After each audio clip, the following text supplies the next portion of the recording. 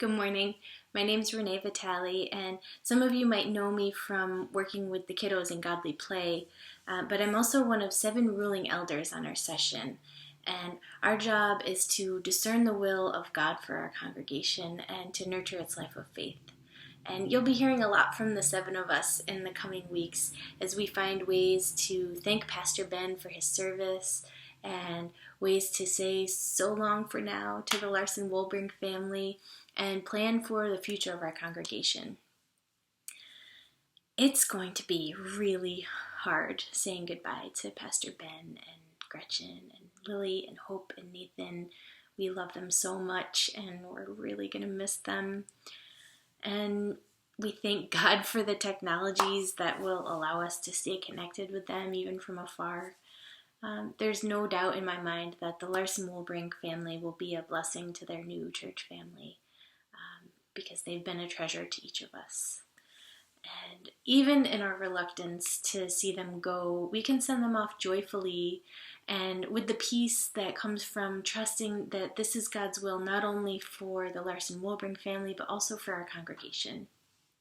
And I'm hopeful for the possibilities that lay ahead for our congregation.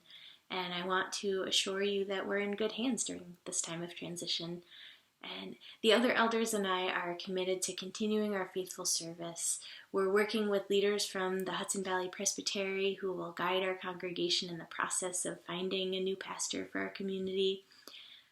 We know that no one can ever fill Ben's shoes, but he's leaving us having cultivated a strong community and a great reputation for our congregation that will definitely attract another talented pastor.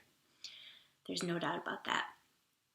And among the many things that Pastor Ben has taught us, one that sticks out to me is to always keep our hearts and our minds open to see the work that God is doing even during difficult times, and maybe even especially during difficult times. And the way Paul puts it in Romans chapter 8, verse 28, we know that in all things God works for the good of those who love him, who have been called according to his purpose. Or as Pastor Ben put it when he told us of his moving on, all will be well. Let us trust that all will be well. And let us pray for Pastor Ben and his family as they prepare for this big move.